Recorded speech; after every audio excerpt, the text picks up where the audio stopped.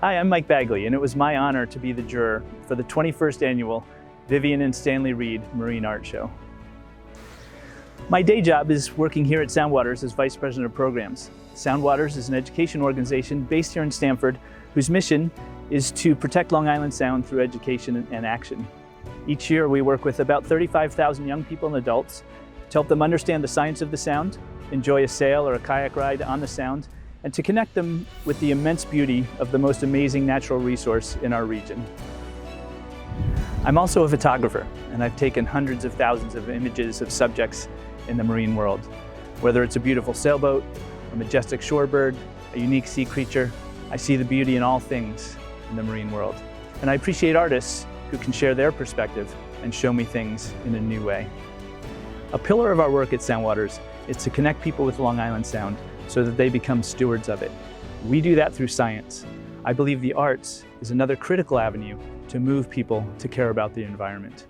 Science speaks to the brain and art to the heart. The more ways we can speak to people, the better. Congratulations to all the talented artists in the show. It was a pleasure to spend time with your work.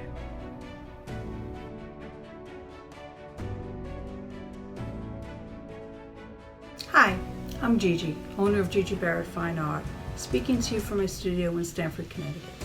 A big thank you to Stamford Art Association and to Mike Bagley from SoundWaters for choosing my pastel colorful sails for the show and to allow me to share my inspiration and process. The pastel chosen colorful sails shows the playful and fun side of the sea with bright, beautiful sails reflected in the calm water. My inspiration for colorful sails was a fleet of boats in Groton, Connecticut, looking almost like a crayon box of colors. Each had sails glistening in the sun, and I couldn't stop thinking about the joy that these sails brought to everyone. So I started to paint a few renditions of these sails with different layouts and medium to see what effect I would like best. I tried watercolor, acrylic, mixed media, and I finally decided on pastels.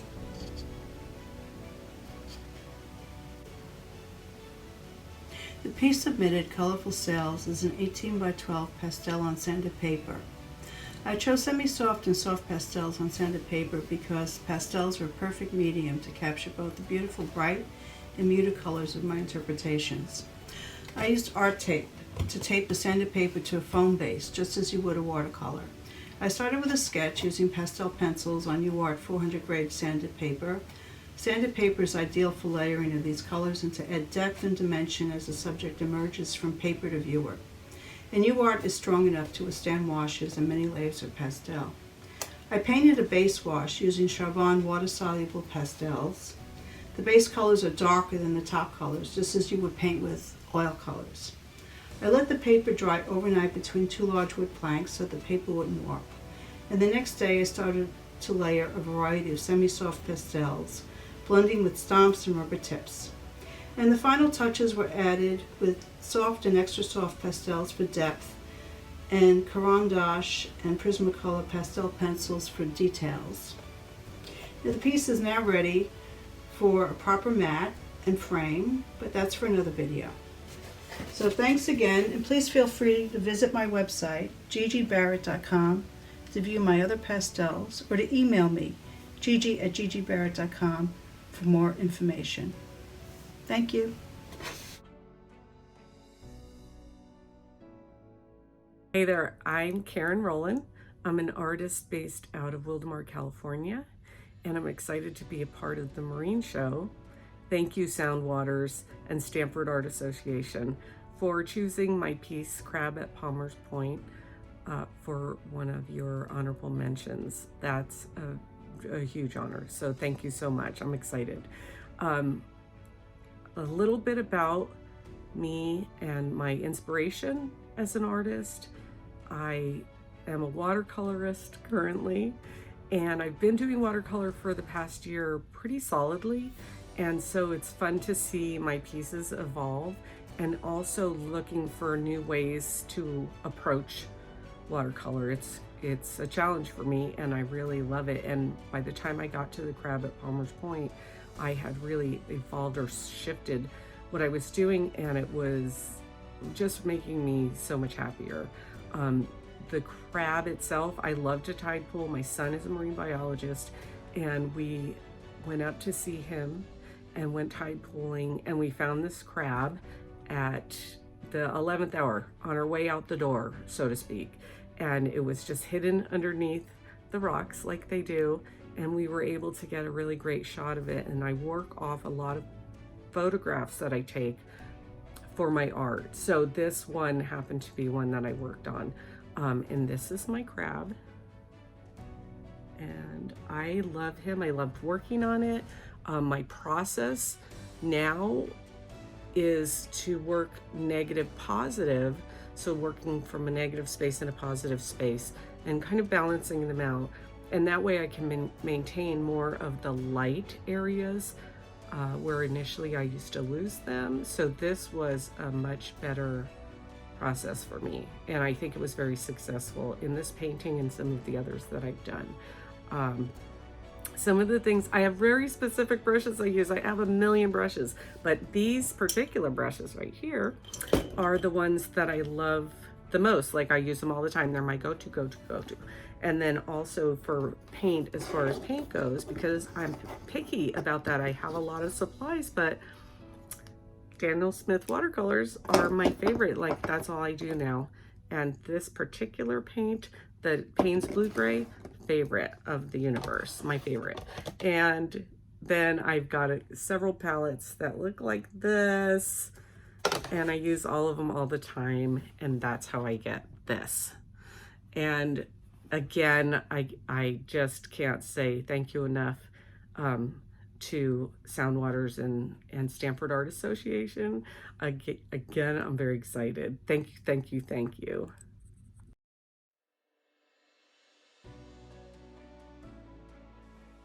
Hi everybody, my name's Violet Davenport. I'm a collage artist from Farmington, Connecticut, and I've been doing collage for 7 years now, and I love it. I dabbled in photography and jewelry making and paper mache and drawing, but collage has changed my world. It really has. And I thought I'd take this opportunity to quickly share with you my process.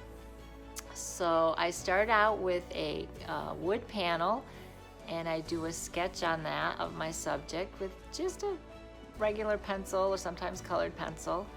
And over that I do an underpainting to establish my colors and my values. And then the fun begins. I get to rummage through my many drawers of colored papers that I have hand painted on my jelly plate. And I also use books and kids' homework and letters and encyclopedia pages, recipe cards, anything really that I can rip up.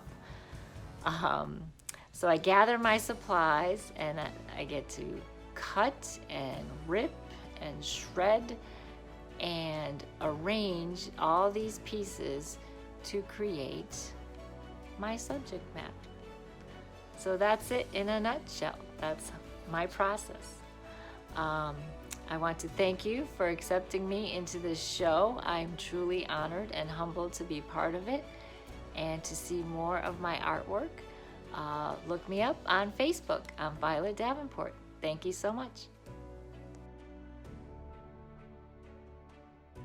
Hello, my name is Marcia Hillis, and I am thrilled to be a part of the Stamford Art Association Marine Art Show. In particular, I am thrilled to have these pieces shown because they're dear to my heart. Over the last 3 years, I had the privilege of having a residency in a studio that was literally steps away from the ocean, the Atlantic Ocean. And so I would start my morning in the summers when I was in this residency, walking the beach and experiencing it and the magic of it and how much it really charged my soul, quite honestly. And so I decided to paint this particular place, and I did a series of paintings of the oceanscape, which was so dear to me, and then also portraits of the rocks that were on the beach. I grew very fond of the geology. It was quite special, and so I did this series of works, two of which are in the show. The history of myself as an artist, I've had this studio in Brooklyn since 1994. This was literally a factory when I moved in, and over the years have built it to a home and live-work space. I'm an art teacher. I have been teaching at a local school for 32 years, raised my two boys here. So that in itself is fortunate to have a place to work. I've done many different bodies of work over the course of my career, but I've been honing in most recently on landscapes, and now particularly ocean landscapes. My plan for this summer is to travel to other oceans, Pacific Ocean, and see how that inspires me and how it helps my work to grow.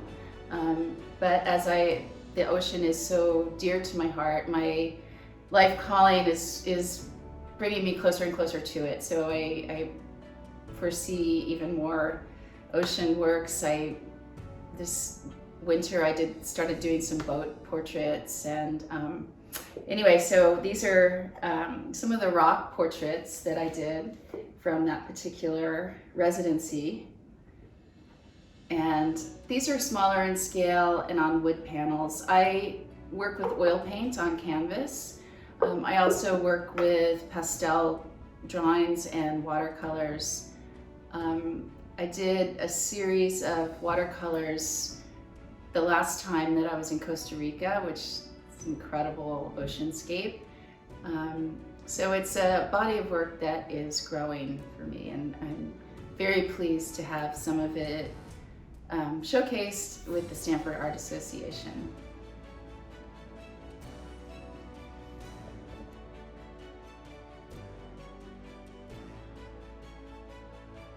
Under the Sea.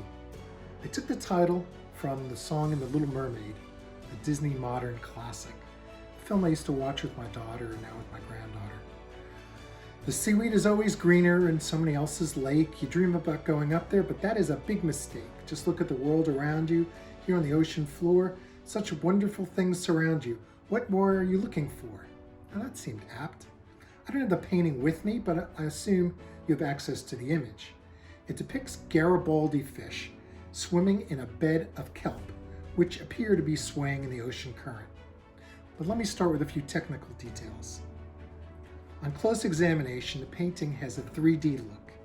It appears as if the seaweed and the fish are actually raised above the surface.